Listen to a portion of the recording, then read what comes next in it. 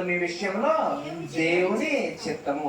దేవుని చిత్తము మన జీవితంలో ఏంటంటే, రతన్ బెనర్జీ అనేవాడు బాగా చదువుకొని డాక్టర్ అయిపోయి ఒక హాస్పిటల్ పెట్టి అనేక మంది పేషెంట్లు చూసి వాళ్ళ జబ్బుల నుంచి స్వస్థపరిచి బాగా డబ్బులు సంపాదించి 4 ఫ్లోర్ల హాస్పిటల్ కట్టి రోల్స్ రాయిస్, బెంజ్, ఆడి కార్లు కొనుక్కోవాలనేది దేవుని చిత్తం కాదు.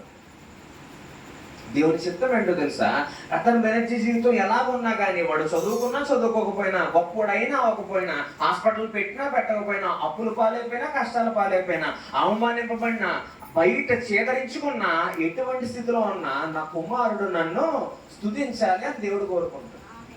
ప్రతి విషయం నందు ఏ విషయమైనా, ప్రతి విషయం అంటే మంచి అని రాసిందా?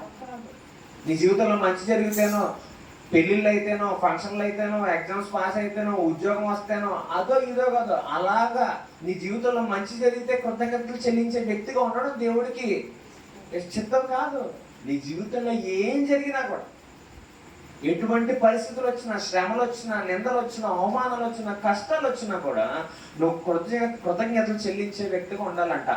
అలా కృతజ్ఞతలు చెల్లించడం మన విషయంలో దేవుని చిత్తం. తండ్రి అయిన దేవుని చిత్తం ఏంటి? నేను పుట్టినాక చెప్తూనే ఉండాలి, అయినా నాకు శ్రమ వచ్చిందని నీకు స్తోత్రం, నాకు అప్పులు పాలైపోయినా నీకు స్తోత్రం. అదే అప్పులు పాలైపోయినంటే స్తోత్రం చెప్పమని ఏంటంటే, బాబు డాక్టర్ గారు నీకైనా పిచ్చి పట్టింది అంటారేమో.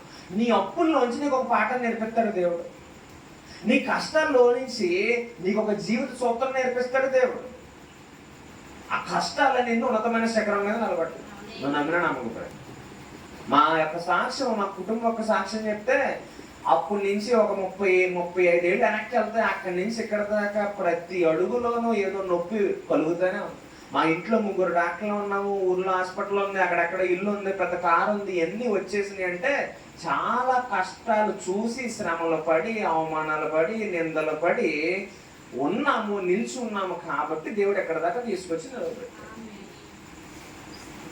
సో దేవుడు మన జీవితంలో ఏం చేసినా ఆయన నీకు స్తోత్రం, స్తుతులు అని కలుగుతాడు. కష్టం ఇచ్చాడని, అప్పులు ఇచ్చాడని